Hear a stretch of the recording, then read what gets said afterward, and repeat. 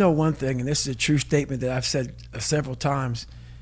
A lot of us don't know of a whole nother world that exists.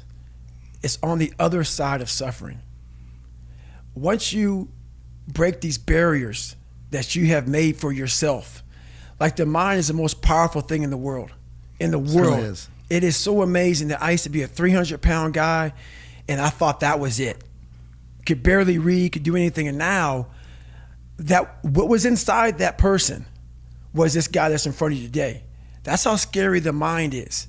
And that's what I started realizing through this journey, is that once I got a taste of, wow, man, I haven't even begun to crack what the mind is capable of. And what I started realizing is on the other end of suffering, that's the real growth of life, because you realize how the mind processes shit. And I talk about another thing called theory and practice. A lot of people are theorists. These smart guys that read these fucking books and shit, man, and they sit down, they tell you what the mind is supposed to do. And a lot of us listen to that shit. It becomes like, this is it, man. This old man who has been studying the mind forever, this is the cap that we have. By being a practitioner, I went out and realized a lot of these guys are so wrong, man. The mind has capabilities that are so unknown, and I found that through suffering. And there's a whole nother world on the other end of that. I'm not saying it from I was 175 pounds my whole life. I don't say much to those people. Maybe you're a piece of shit. Maybe you want to be nobody. Maybe you're happy exactly where you are in life, because obviously you are. Maybe you don't have the determination to be somebody better than who you are.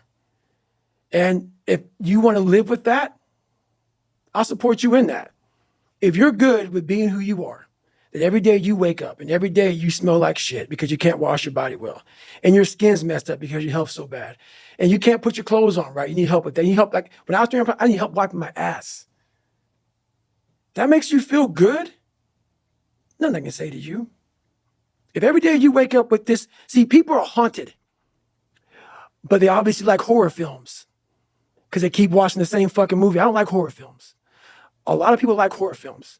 So I don't say much to them. I say exactly what I said to you, right there. Because I was once you. I didn't like horror films, so I changed it.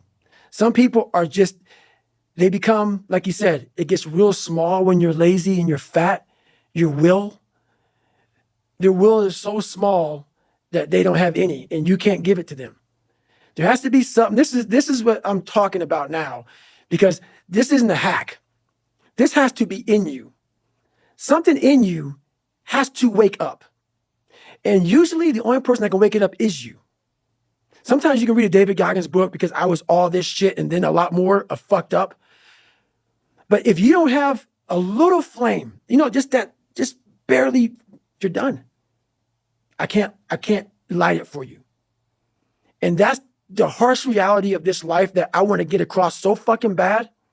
You can watch me, you can watch you, you can watch fucking Rogan and Cameron Haynes, all these motherfuckers. You can go to Tony Robbins's fucking bullshit, all this shit. You do all this shit. If you could keep going back and keep spending money and spending money and spending money with no results, you can wonder, wow, maybe let me go try out David Goggins. He ain't gonna fucking help you. You have to examine the insides of yourself. And what do you really want out of life? Your friend and a lot of people out here just don't fucking want it. So guess what? Have fun with your life. Go from 3 to 350 to 400 to 450 to 500 because you don't want it. And that's the harsh reality. I can't give you shit. You can't give them shit. I can give you ideas. But at the end of the day, when I was losing the weight, I had to miserably wake up every morning in the cold, because it was Indiana, November when it started. I was miserable. This is your new life. Take it or leave it. There's no happiness about it. There's no peace behind it. It sucks. It just fucking sucks. And that's the one thing, if I could teach anybody anything, it just fucking sucks. And it's going to continue to suck. And then one day you'll get to a special part in your life that it might get a little bit better. But to lose the weight you have to lose, my friend, Sorry. It's going to suck every fucking day. Because then when you're 300 pounds, you're going to go out to lose weight. You could probably get injured. So then you got to work on the injury. And then you get even more depressed. This is what I went through. And then you're hungry because now you're depressed. It's just a vicious cycle. And if you're not strong mentally and you have no willpower, you're going to continue falling back in this hole versus the man that sits back and goes, all right, motherfucker. This is why I cuss, because this is what is in me. This is what it took for me to be me. Sorry. It didn't take, hey, okay, we're going to do this today. No, this fucking really sucks. This is real, dude. This is real. And every day I'm set back. I'm set back. I'm set back. I'm set back. So this is what I would tell your boy. This is exactly what I tell him. Every day you wake up, you're going to probably be set back for the first 4 weeks before you lose to significant weight because of the mind is going to be fucking with you the whole time. There's no dopamine. There's no dopamine in there at 300 pounds. You got nothing. Your hormones are shot. You have to envision something that is more powerful than you. Something has to get you out of bed. And you have to create it. It has to be false because you're not it. You're a fat piece of shit. And that's the reality of it. So you have to create a false reality to live in that just to get to work on yourself. Oh, wait, if you're willing to suffer and go back in the grind, that internal dialogue you have with yourself when you're in misery and you're uncomfortable, it's a real, scary, unfiltered, no lying dialogue between you and yourself. And people know exactly what the fuck I'm talking about when you're in a bad spot in life and your mind is saying all kind of shit. That's who you really are. That's the real you. No Rocky Balboa moments going on up there. You're like, hey, it's round 14. Let's come on. We got this. No, it's like, fuck this. I'm out of here, man. This is crazy. That's where the growth happens. When you're able to stay in that moment and talk yourself back into the suck of wherever you're going through, and you start stripping those layers away. But as you're stripping those layers away, you're building calluses over top of shit in your mind. That's where the growth starts to happen, is when you have to force yourself to stay in it. You can't leave it. Our mind wants to protect us. The mind is like, honestly, it has a tactical advantage over us. It knows our deepest, darkest fears or insecurities. It knows where we start to feel, we start getting that doubt creeping that says, hey man, you know what, man, maybe this isn't good. Let's go back home to the wife. Let's go back home to the kids. This is not comfortable. So in that moment, the mind directs us. It's a protective mechanism. It saves us from doing bodily harm, or it really saves us from discovering that the mind's like, I want to be in charge of you. I don't want you to be in charge of me. So it tells you, let's just stop right here.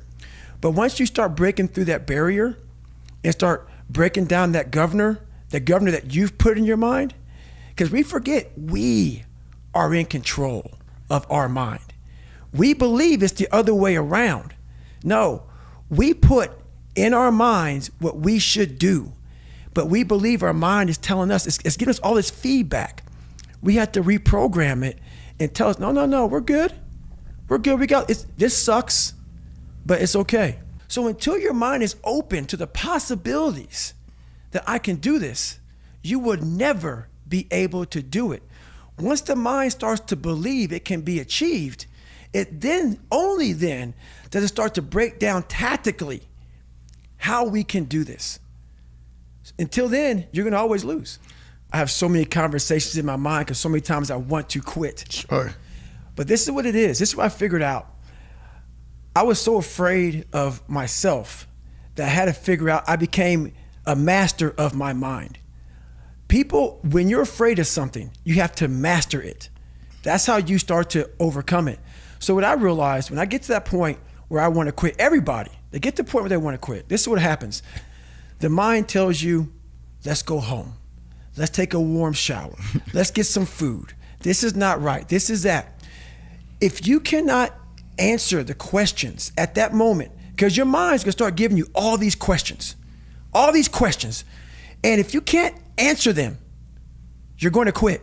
What I realized when I was going through Buds, Ranger School, all this 100-mile race, 200-mile races, pull-up records, my mind would come creeping in.